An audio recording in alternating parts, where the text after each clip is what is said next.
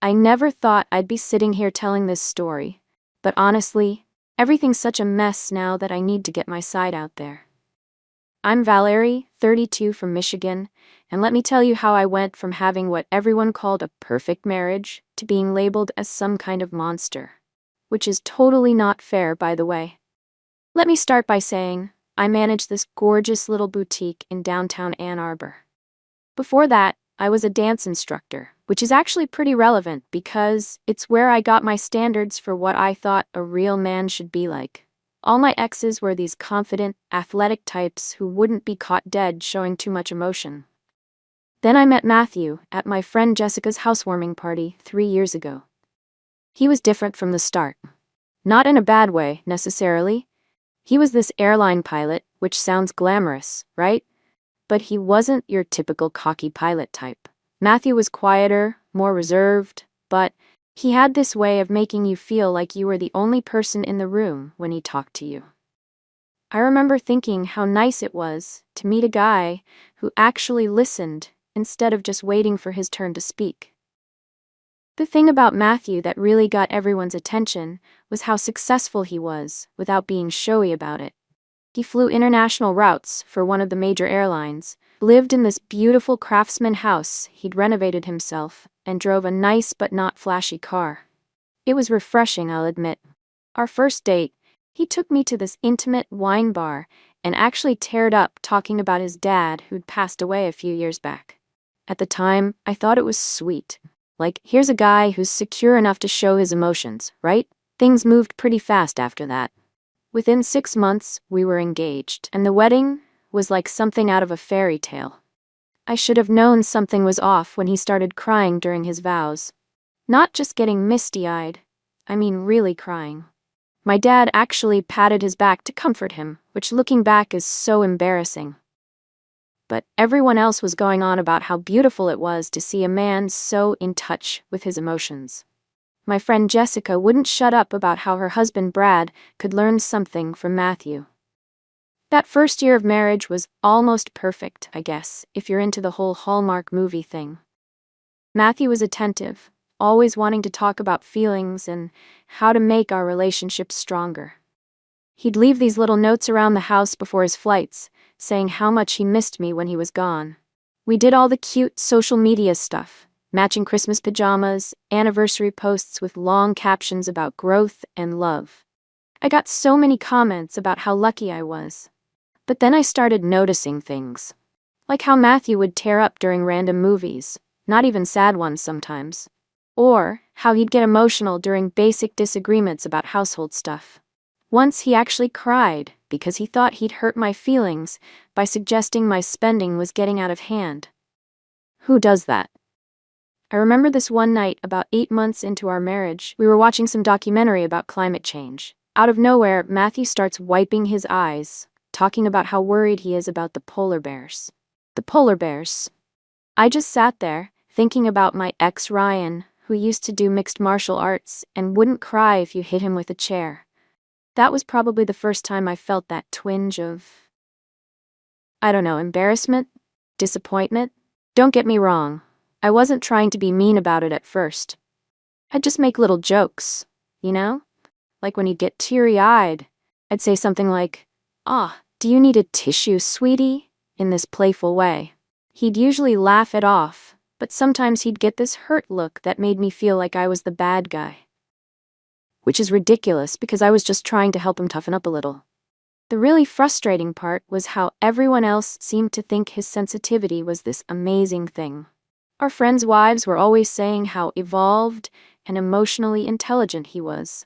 Meanwhile, I'm sitting there wondering why I'd married someone who cries more than I do. But every time I'd try to bring it up with my friends, they'd look at me like I was the one with the problem.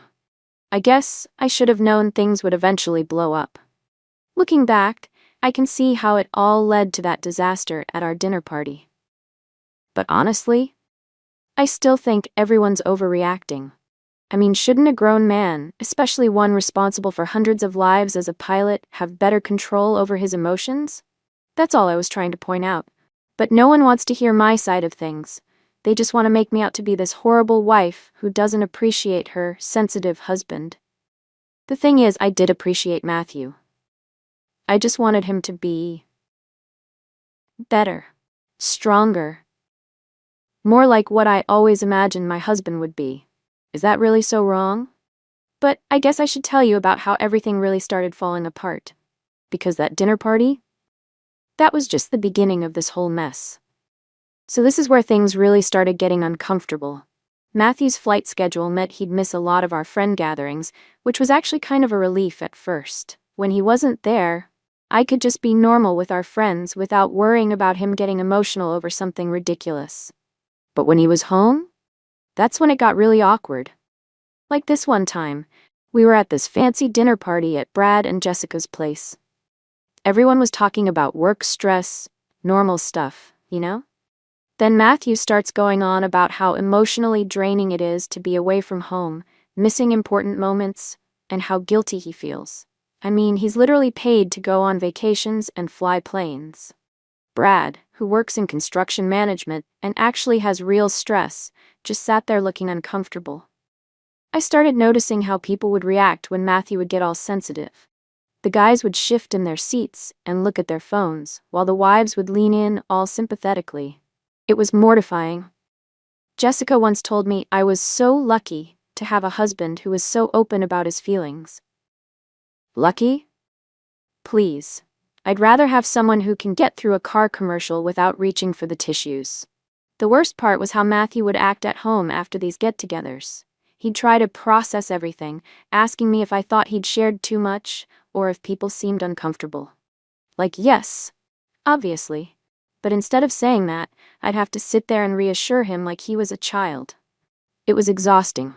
Things really started going downhill when we hosted this neighborhood barbecue. Matthew had just gotten back from a 3-day trip, and somehow the conversation turned to having kids. Now, I'd told him I wasn't ready, that I wanted to focus on my career at the boutique first. Instead of just accepting that, like a normal person, he starts getting emotional right there in front of everyone, talking about how he's not getting any younger, and his dad never got to meet his grandchildren. I couldn't believe it. There he was on our back patio, voice cracking, eyes welling up, talking about his biological clock or whatever. Brad actually got up and walked away. I was so embarrassed, I wanted to disappear. Later, when our neighbor Karen, who's like the biggest gossip on the block, came up to tell me how wonderful it was that Matthew was so in touch with his feelings, I nearly lost it. That night, I tried to explain to Matthew how inappropriate it was. You can't just cry every time you don't get your way, I told him. It's manipulative. He got this hurt look on his face and said he was just being honest about his feelings. Honest about his feelings? What is this, kindergarten?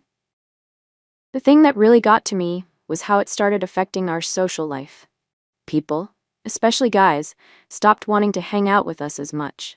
Like we used to have these great game nights with Brad and Jessica, but suddenly they were always busy. When we did get together, the guys would give Matthew these weird looks whenever he'd start getting deep about something. I started making more plans without him, telling him I was going to girls' nights even when the husbands would be there. It was just easier that way. When people would ask about Matthew, I'd make excuses. He's flying, he's tired, he needs to rest, better than saying I didn't invite him because he might cry if someone brings up their dead pet hamster. Looking back, maybe I could have handled some things differently. But honestly, I was just trying to protect both of us from embarrassment. And it's not like I was being mean about it. I'd just make little comments to lighten the mood. Like when he'd start getting emotional, I'd say things like, "Uh-oh, here come the waterworks." Or, "Better get your umbrella ready, folks." Just jokes, you know? But Matthew started getting more sensitive about my comments too. He'd give me these long looks when I'd make these completely harmless jokes. Sometimes he'd try to have these serious conversations about how my words were affecting him. It was like walking on eggshells in my own home, having to worry about every little thing I said, triggering another crying session. The breaking point, well, before the big disaster at our dinner party, was probably when we went to his company's holiday party. I'd spent weeks telling him how important it was to make a good impression, how his colleagues needed to see him as strong and capable. Everything was going great until his boss started praising him for how he'd handled this really rough flight with terrible turbulence. Instead of just saying thank you like a normal person, Matthew got choked up, talking about how scared he'd been for his passengers. I watched his boss's face change, saw how the other pilots' wives exchanged glances. In that moment, I wanted to just shake him and scream, "Stop it, just stop." But of course, I couldn't. So I did what any wife would do. I started damage control, laughing it off, making jokes about how he must be tired from his latest flight. But I knew the damage was done. That night, I realized something had to change. I couldn't keep living like this, married to someone who couldn't keep it together in public. I just didn't know exactly what to do about it, until that dinner party, of course, but that's when everything really went to hell. I still don't think what happened at that dinner party was entirely my fault, but I guess I should let you decide. It was supposed to be this nice evening with our closest friends, Brad and Jessica, two other couples from the neighborhood, and Matthew's co-pilot Tom and his wife.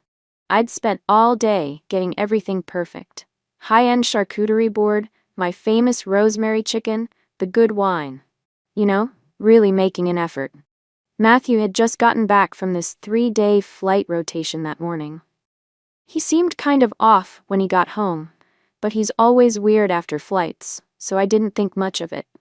I was more focused on getting everything ready for our guests.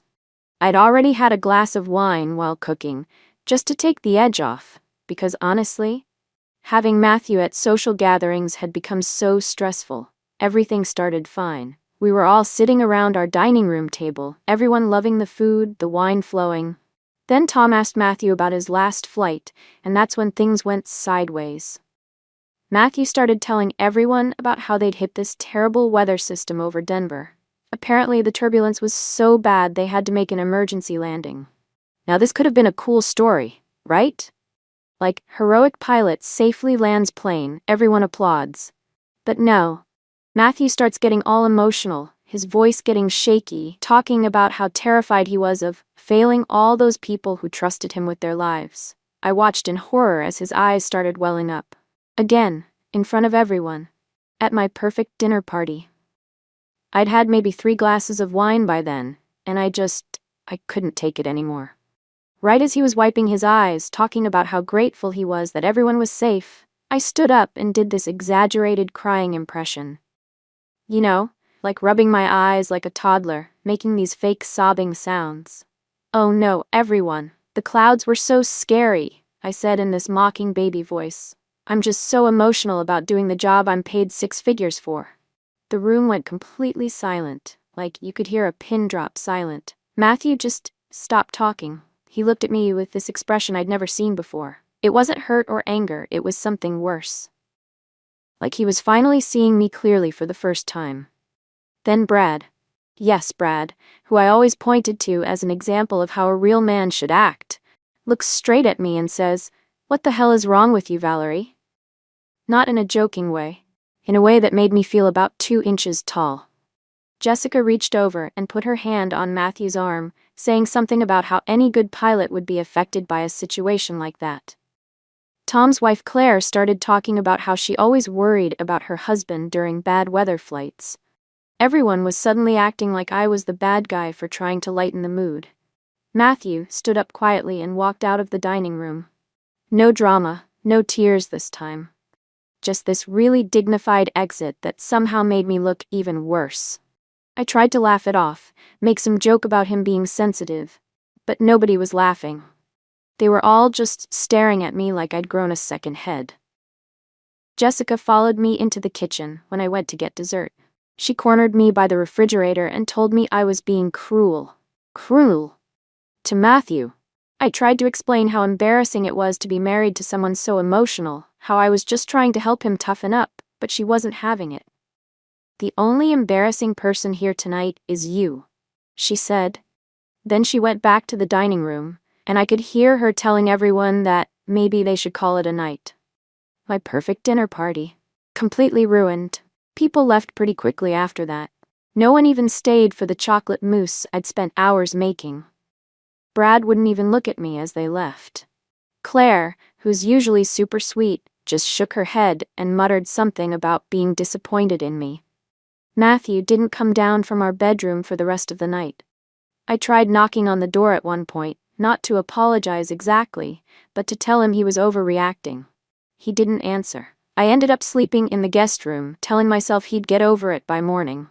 That's what always happened before. He'd get emotional, I'd make a comment, he'd be hurt for a while, then things would go back to normal. But something felt different this time. The way everyone had looked at me, the way Matthew had just shut down. Even in my wine-fuzzy brain, I knew I'd crossed some kind of line. I just didn't realize then exactly how far over that line I'd gone, or what it was going to cost me. I woke up the next morning to a bunch of missed calls and messages from our friends. Not checking on me. Oh no. They were all telling me how awful I'd been. How they couldn't believe I'd treat my husband that way. Even my own sister texted to say she'd heard about what happened and was disgusted with my behavior. But that was just the beginning. I had no idea then that Matthew had already set something in motion that would completely blow up my life. Looking back, maybe I should have seen it coming. After all, you can only push someone so far before they break, right? Even the sensitive ones. Especially the sensitive ones, as it turns out. The week after the dinner party was weird in ways I didn't expect. I thought Matthew would be hurt, maybe cry some more, try to have one of his long emotional talks about feelings. That I could have handled. But this was something totally different. He came back to our bedroom the next day, but it wasn't like before. He was calm, too calm. Instead of being emotional, he was acting like some kind of robot, all polite and distant. He'd say good morning and good night like we were strangers sharing an Airbnb. When I tried to talk about what happened, he'd just nod and say things like, "I hear what you're saying." Or, "I understand that's your perspective." Who even talks like that? Then I started noticing other things. He was having these long phone conversations with his sister Rachel. But he'd stop talking the moment I walked into the room. He was texting more than usual, and always turning his phone away when I got close. At first, I thought maybe he was talking to another woman, which would have almost been a relief, you know? At least that would have made sense, but it was worse than that. I overheard him one night in his home office, talking to someone about documenting patterns of behavior and establishing a timeline. He was speaking in this completely different voice. All professional and composed, like when he does his pre-flight announcements. It was creepy. My social media started getting really uncomfortable too. I tried posting this throwback photo of us from our honeymoon, damage control, but barely anyone liked it. Instead, I was getting all these DMs from people who'd been at the dinner party saying things like, "You need to take a hard look at yourself," and what you did was emotional abuse. Emotional abuse? Please. If anyone was being abusive, it was them, ganging up on me like that. The really strange part was how Matthew was handling everything at work. Usually, he'd tell me all about his flights, his crew, everything. Now he was going to work like some kind of spy, taking these mysterious phone calls from his union rep, and having meetings with HR that he wouldn't tell me about. I only found out because I saw an email notification pop up on his iPad. One day, I was looking for a charger in his office and found this notebook. I know I probably shouldn't have looked, but wouldn't you? It was full of dates and notes, all these detailed entries about things I'd supposedly said or done. He'd even written down exact quotes from the dinner party, with witnesses listed like some kind of court document. Who does that? Even worse, he'd been saving screenshots of all my jokes about his crying on social media, every comment I'd made about him being too sensitive. He had dates, times, who was present. Everything. It was like living with someone building a case against you, instead of trying to fix their marriage. Our friends were acting weird too. Jessica, who's been my best friend since college, stopped answering my calls. When she finally texted back, all she said was that she needed space to reevaluate our friendship. Reevaluate our friendship? Over one little joke at a dinner party? Then I found out I'd been uninvited from her book club. Apparently, several members had expressed concerns about having me there. I tried to talk to Brad about it, thinking he'd understand. He was always rolling his eyes at Matthew's sensitivity too. But he just told me I'd shown my true colors and needed professional help. Professional help. From the guy who once got into a fistfight over a fantasy football game. The boutique wasn't even a safe space anymore. Some of our regular customers started shopping elsewhere. Taryn, you know, the neighborhood gossip, made sure everyone knew what happened at the dinner party. But of course, her version made me sound like some kind of monster. Sales were down, and my boss was making comments about how personal issues shouldn't affect workplace performance. I tried to fix things with Matthew. I really did. I suggested couples counseling, thinking it would help him process everything better. He just looked at me with this weird little smile and said he was already receiving the professional support he needed. Then he went back to typing something on his laptop, probably adding to his creepy little record of everything I'd ever done wrong. The worst part was, I couldn't even vent about it on social media anymore. Every time I tried to post anything about relationships or personal growth, people would leave these passive-aggressive comments about karma and reaping what you sow. Like they were all so perfect. Looking back, I guess I should have realized something big was coming. All those quiet phone calls, the documentation, the weird meetings, Matthew was planning something. But I was so used to him being this emotional, sensitive guy that I never thought he could be so calculated. I mean, the Matthew I knew could barely handle watching sad commercials without tearing up. How was I supposed to know he was capable of what came next? But boy, did I find out. And let me tell you, what happened next made the dinner party look like a cute little misunderstanding. Turns out, my sensitive, emotional husband had learned how to use those feelings of his in a whole different way. And I was about to find out exactly what that meant for me. I guess I should have known something was up when Matthew asked me to make time for an important conversation that Thursday evening. He'd never been that formal before. Usually, he'd just burst into tears and demand we talk about feelings right then and there. But this was different. He even asked me to meet him in his home office instead of the living room where we usually had our talks. When I walked in, he had this whole setup ready. His laptop open, a stack of papers on his desk, and get this, a small voice recorder. Like we were having some kind of official meeting instead of a conversation between husband and wife. He was wearing his pilot uniform too, which was weird because he hadn't had a flight that day. Later I realized he'd done that on purpose, wanting to look professional or whatever. "Please sit down, Valerie," he said, like I was some kind of job applicant. No crying, no emotion, just this eerily calm demeanor that made me more nervous than any of his tears ever had. "We need to discuss the future of our marriage." Then he pulled out this thick manila envelope. I honestly thought it was going to be some kind of emotional therapy workbook or marriage counseling plan. Instead, he slides out divorce papers. Actually, no. First, he pulls out this whole document he'd put together, like a PowerPoint presentation, but on paper, with dates, screenshots, and witness statements about my pattern of emotional abuse and public humiliation. He had everything. Screenshots of every social media post where I'd made jokes about his crying, transcripts of conversations at parties where I'd mocked him, statements from our friends about things I'd said when he wasn't around. He even had recordings, actual recordings, of some of my greatest hits, including my whole performance at the dinner party. "I want you to listen to something," he said, pressing play on his laptop.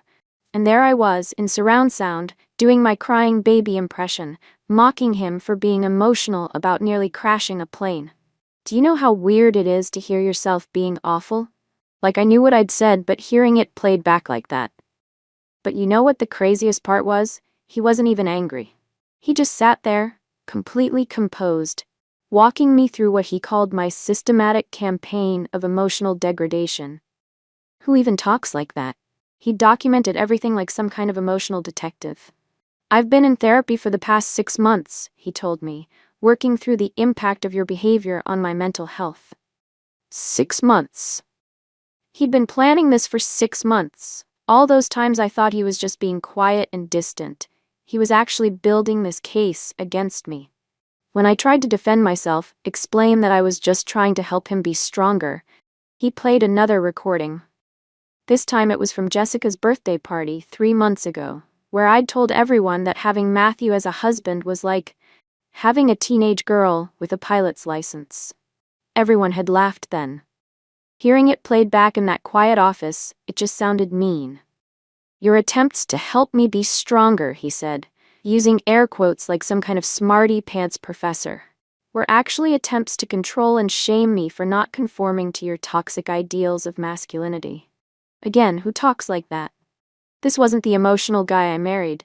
This was like some robot programmed with therapy buzzwords. I tried to turn it around on him, tell him how manipulative it was to record private conversations and keep secret documents about your spouse. You know what he did? He just nodded and said, "I understand you feel that way," then pulled out statements from his therapist and our friends about how they'd advised him to document everything because they were concerned about gaslighting. Gaslighting. These people watch one true crime documentary and suddenly they're all psychologists. The whole thing felt like some kind of bizarre trial where I was the defendant. He even had a timeline of our relationship, showing how my mockery, his words, had escalated over time. When I started crying, because unlike some people, I only cry when there's actually something to cry about, he just handed me a tissue and continued going through his little presentation. The divorce papers were just the cherry on top. He'd already talked to a lawyer, figured out how to divide everything, even had a plan for who would keep the house. Him, apparently, since it was his before we married. He'd thought of everything, turning from my sensitive, crying husband into this cold, calculating stranger. "I'm not doing this to hurt you," he said at the end, all calm and collected like some kind of robot. "I'm doing this to protect myself and set a healthy boundary." More therapy speak. Then he told me he'd be staying at his sister Rachel's house while I processed everything and made arrangements. Made arrangements. Like I was some kind of hotel reservation he was canceling.